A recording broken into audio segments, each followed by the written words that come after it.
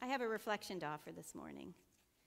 With any reflection, it may or may not speak to you in your life in this moment, but I believe that there are certain fundamental truths about our existence as human beings and commonalities that actually there will be with any scripture, living word, deep reflection, and even the wisdom of others. I think you may find some part of yourself in this, or someone you care about or are thinking of also. And this morning, what I would like to open with is actually a quote from a novel that was loaned to me by Robbie and Jean Shaw. And for whatever reason, after they read that book, they thought of me and thought, I think Susan would connect with this one. This is a quote. "In the hidden forest of my chest, the trees slowly lost their leaves." Sue Monk Kidd wrote that. "In the hidden forest of my chest, the trees slowly lost their leaves." That's a line that was in a novel that actually stopped me short.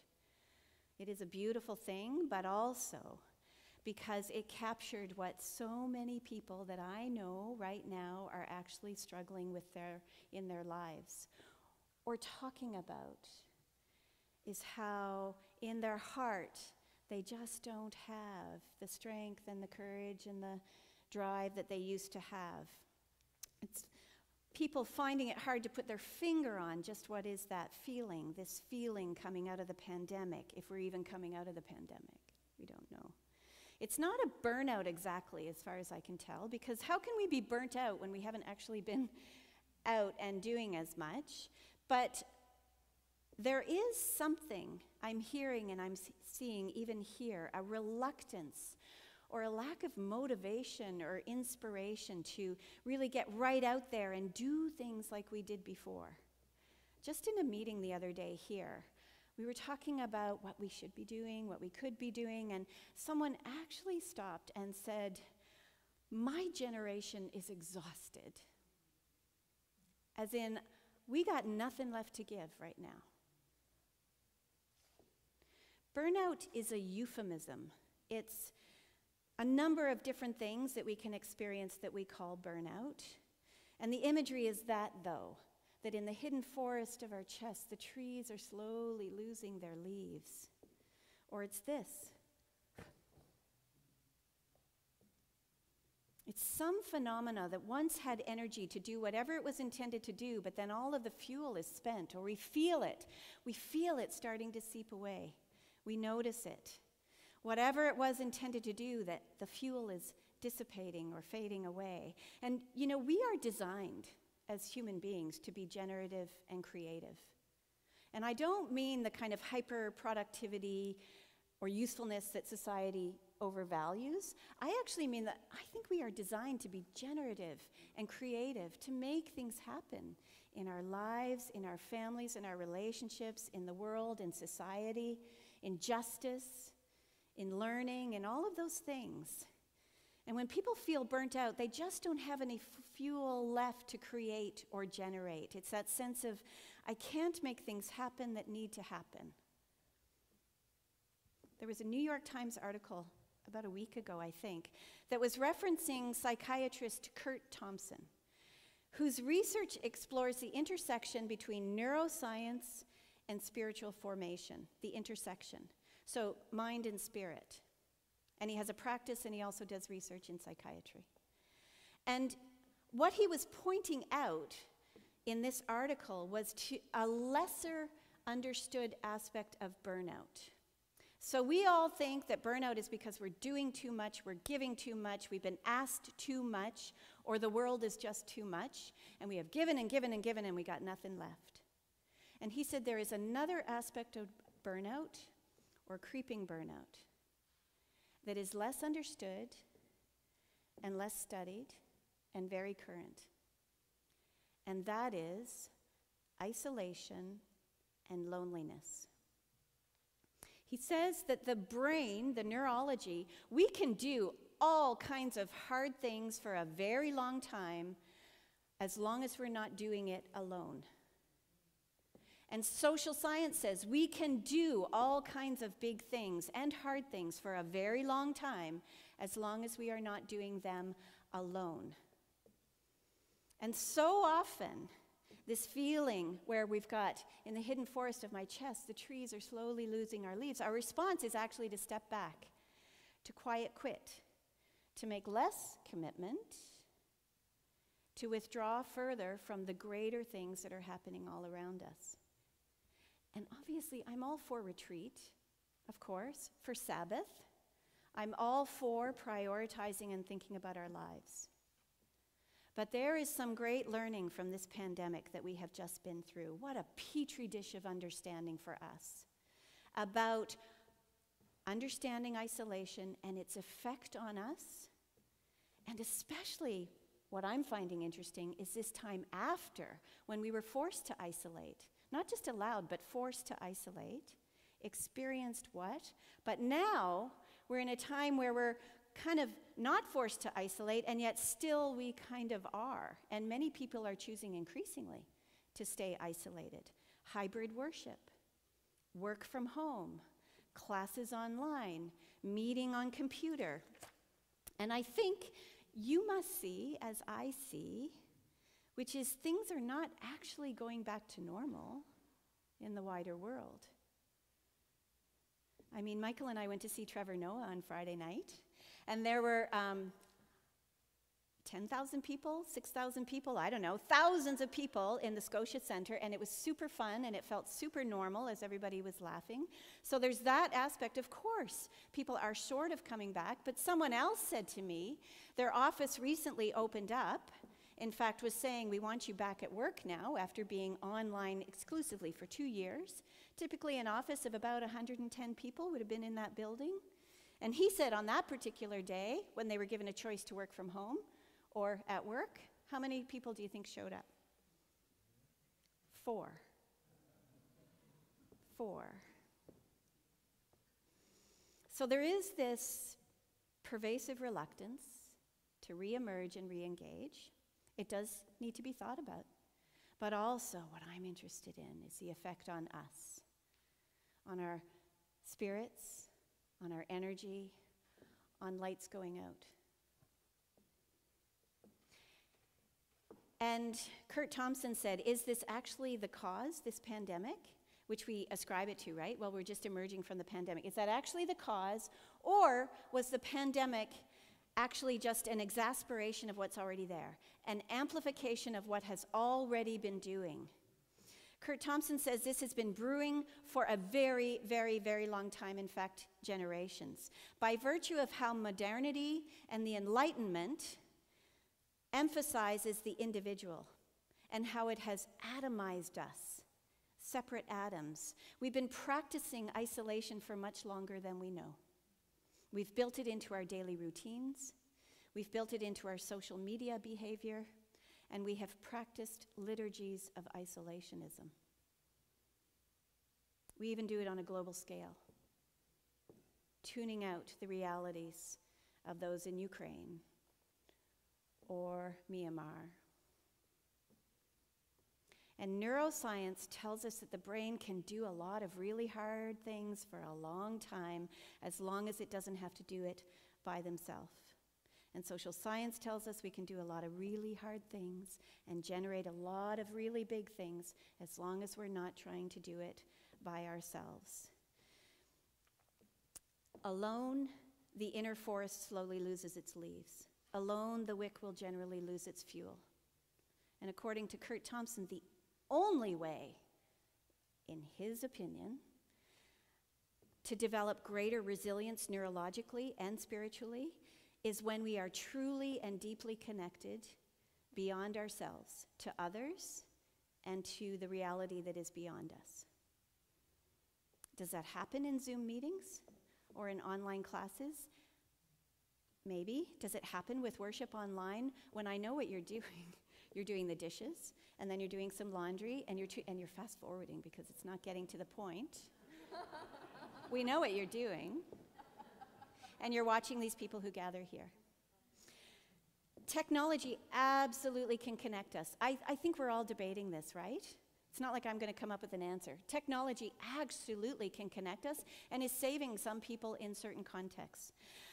But it also absolutely can isolate us and undermine our participation in this greater reality. There are lots of studies happening right now. I put Michael on it. Look it up, and he did. There are lots of studies happening right now about what that actually means for us as human beings. And you know what? They are virtually all inconclusive. Every study says we need more study. Whether virtual social interactions provide the same opportunity for connectiveness that in real life social interactions do, that remains completely uncertain.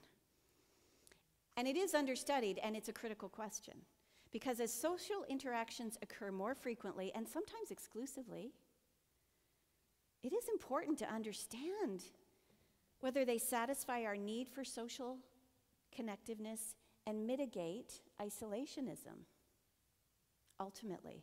Because loneliness and isolation lead to the snuffed out candle and the bare branches of the heart. That we know. I mean, we're seeing it. And I don't know about you, but the temptation when I am feeling some of this fatigue, exhaustion, I can't do itness, the temptation is to try to figure out on my own what I can do to resolve this thing that I'm feeling, whatever this is, which is just more individualism. What can I do to fix this? How many days? 4 days a week? Should I work half time at home? What am I doing? But no individualist approach will actually mitigate loneliness or isolationism. And this is what he's pointing to that we've been doing for generation and generation. No individual can resolve this burnout on their own. Assume that if you're burnt out, and remember, I just mean as a euphemism, like not totally burnt out, but let's just assume that your energy is draining. Your generative, creative energy is kind of pulling back a bit. Your brain needs the help of another brain. Your brain's not going to be okay until or unless you have the experience and opportunity of being in the presence of some other people or one other person or a therapist or minister or a lover that actually shares and understands what it is that you're feeling. That makes neurological resilience and rejuvenation. And if you're an introvert, you know it's also true. You don't need to tell 100 people. But if you don't tell anyone, it just gets dimmer and dimmer. And then there is, even if you're not talking or exposing yourself in deep ways or having deep conversations, there is simply the reality of gathering and being together physically. I sense you and you sense me. That makes a neurological and a spiritual difference. I sense you and you sense me, the one beside me, the one behind me. I'm not as lonely in that moment because you are with me. It's a neural reality. And to what Kurt Thomas said about, the neural and spiritual effects of isolation, just add to that the secular age, where actually what we are doing increasingly is isolating ourselves from God, thinking that we actually don't need God or want God or understand God, and therefore simply quiet quit God or loudly quit God and just give up on God. This notion, this practice of separating from God is a practice of isolationism and individualism, yes? And it's funny because I find that people will then blame God for God's absence. Well, there must be no God. There is no God. But we practice isolating ourselves from God. We practice not paying attention for God and then blame God for the sense of God's absence.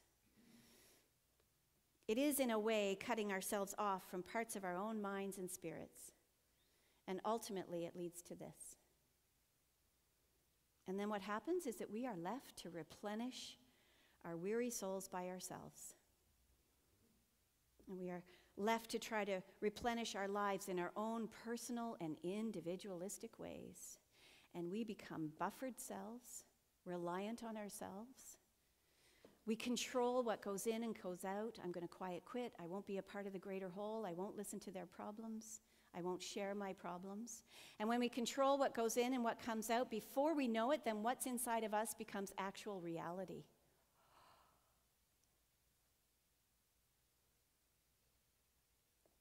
Rather than what is all around us, that is actual reality. What is beyond ourselves, which is actual reality, and what is transcendent of ourselves, which is actual reality.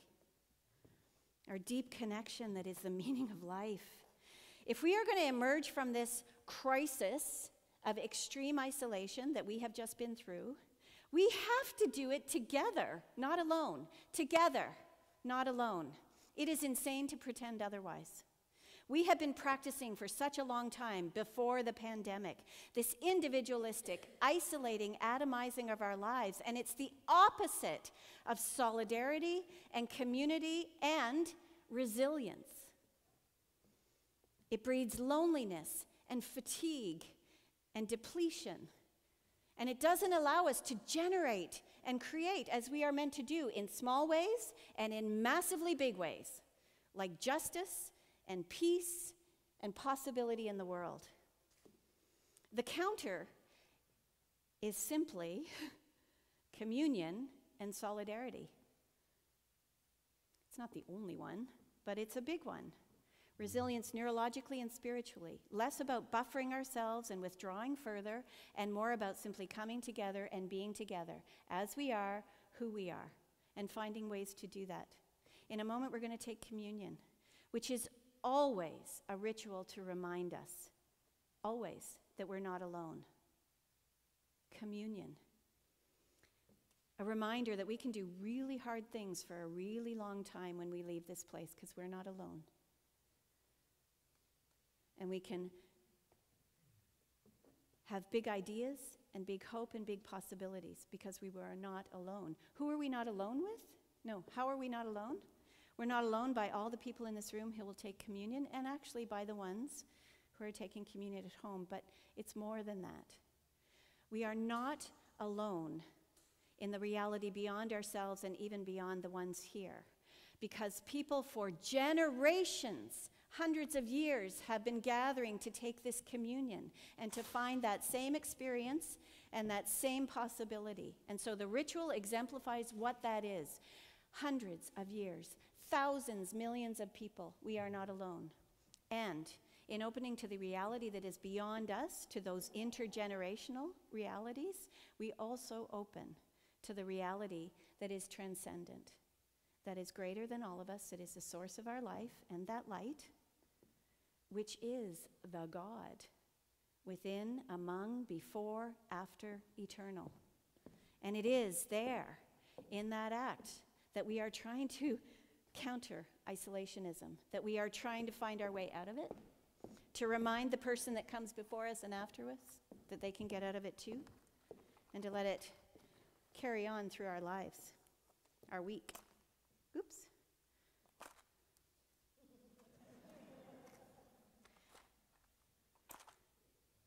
Oh, the drama.